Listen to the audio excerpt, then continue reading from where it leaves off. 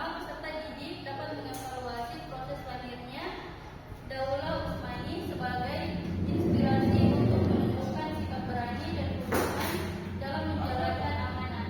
Yang kedua, peserta didik dapat mengidentifikasi perkembangan peradaban dan ilmu pengetahuan pada masa Daulah Utsmani sebagai inspirasi dalam mengamalkan perilaku dinamis, inovatif, dan kreatif. Yang ketiga, peserta didik dapat menghubungkan berbagai peristiwa pada proses lahirnya Daulah Utsmani dengan kehidupan sehari-hari.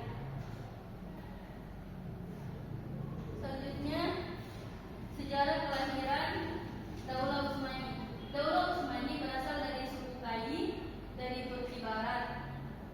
Ketika Genghis Khan menyerang wilayah Turkistan, pemimpin suku Sulaiman Shah meminta perlindungan dari Jalaluddin bin Khawarizmi di Transylvania. Namun wilayah tersebut akhirnya jatuh ke tangan Mongol. Sulaiman Shah memimpin anggotanya ke Kurdistan dan Azerbaijan, namun tewas saat mencoba menyeberangi Sungai Efrat. Dia meninggalkan 4 putra. Yang pertama Sanhurtakin, yang kedua Togdai, yang ketiga Ertugrul, dan yang terakhir Dandan.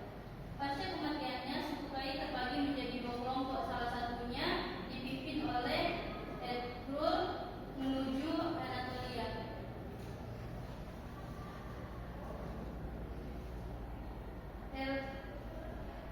Ertugrul membantu Sulaiman Alauddin I dari Bani Saljuk melewati Bizantium, dan sebagai balasannya dia diberi wilayah di pegunungan Eminia dan lembah Salta.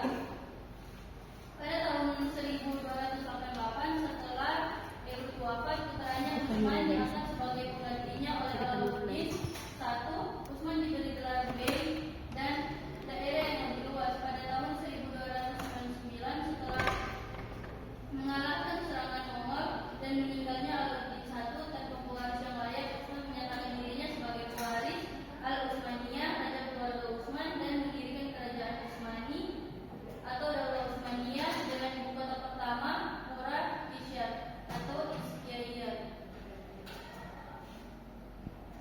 Selanjutnya, pemimpin Daulah Utsmani periode 1. Secara info, Daulah Utsmani dia terbagi menjadi 2 periode. Karena periode pertama pada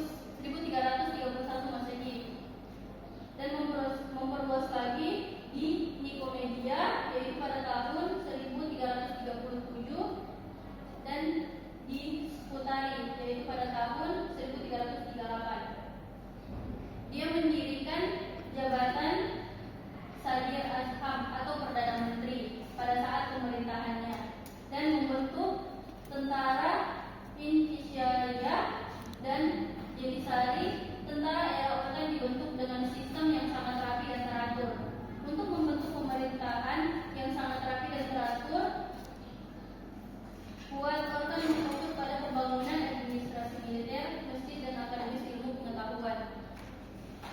Selanjutnya yang ketiga, yaitu Murad I. Setelah Sultan Orta wafat, kedudukannya digantikan oleh Murad I yang merupakan putra keduanya. Kenapa tidak digantikan oleh putra pertama? Karena putra pertamanya yaitu Sulaiman yang meninggal terlebih dahulu sebelum ayahnya meninggal.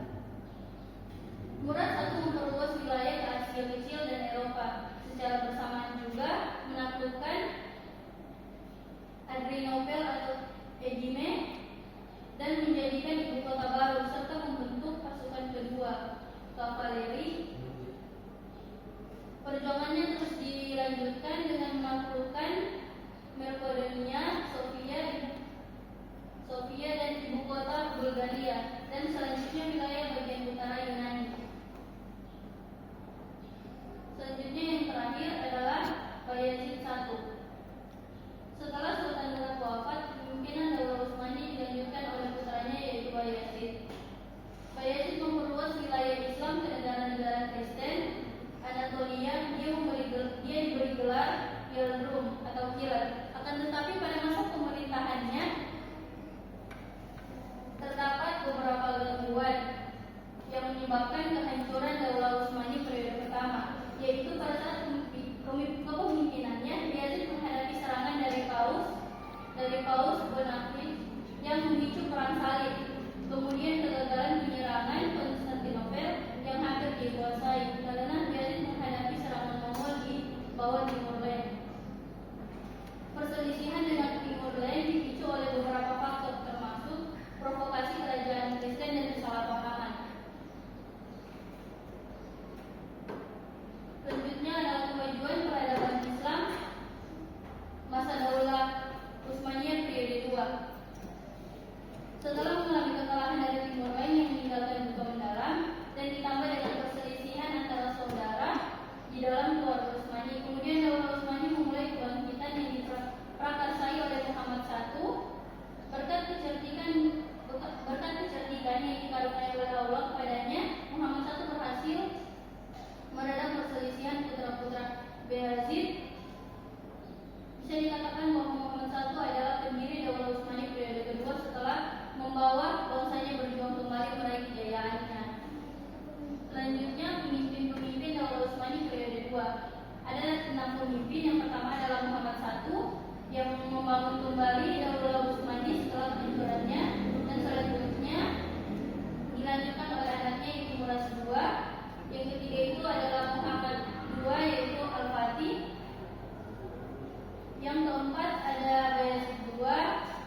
Kelima ada Sulaiman, dan yang terakhir Sulaiman Al-Qanuni. Pada saat pemerintahan Muhammad I, setelah mengatasi perselisihan antara saudara, Muhammad I memulihkan dan mempersatukan kembali Daulah Utsmani yang menjalin hubungan diplomatik dengan Bizantium dan Venesia, memperkuat tentara serta meningkatkan kesejahteraan masyarakat. Sultan Muhammad I mencintai ilmu pengetahuan, memindahkan ibu kota keputusan yaitu kota para fuqaha.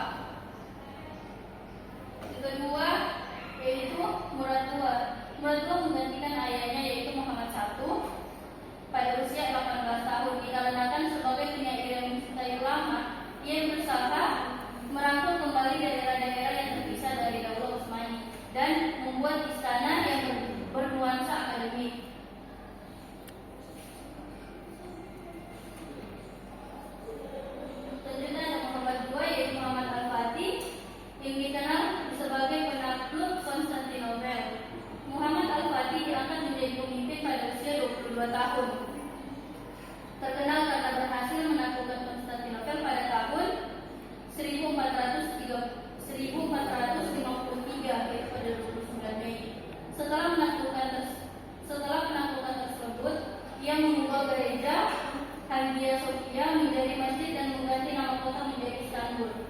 Kemudian dikenal sebagai Istanbul dan menjadikan sebagai kota kerajaan Turki Utsmani. Selanjutnya ada Yazid II yang menggantikan kedudukan ayahnya, yaitu Muhammad Al-Fatih. Yazid penguasa yang tidak terlalu kuat. Pada masa pemerintahannya, dia adalah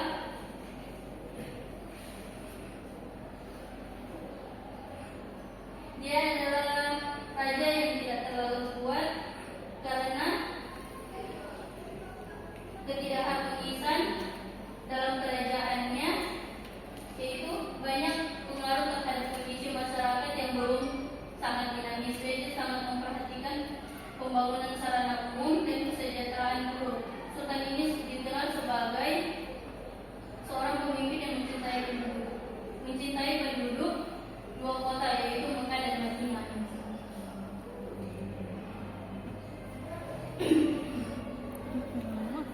Pada saat pemerintahan Yazid, karena ketidakstabilan saat pemerintahannya, maka dia menurunkan jabatannya dan memberikannya kepada anaknya, yaitu Salim I. Selama menjabat jadi pemimpin tertinggi, Salim I membuat wajah baru dalam pemerintahan Daulah Utsmani. Di masa pemerintahannya banyak kebijakan yang dilakukan dalam bidang kemiliteran. Sulaiman I merupakan salah satu penguasa Utsmani yang paling berhasil dan dihormati. Ia giat dan bekerja keras, meski masa kekuasaannya terbilang singkat. Para sejarawan sepakat bahwa Salim telah mempersiapkan Daulah Utsmani untuk mencapai puncak kejayaan pada masa putranya, yaitu Sulaiman Al-Qanuni. Selanjutnya pemimpin terakhir sebelum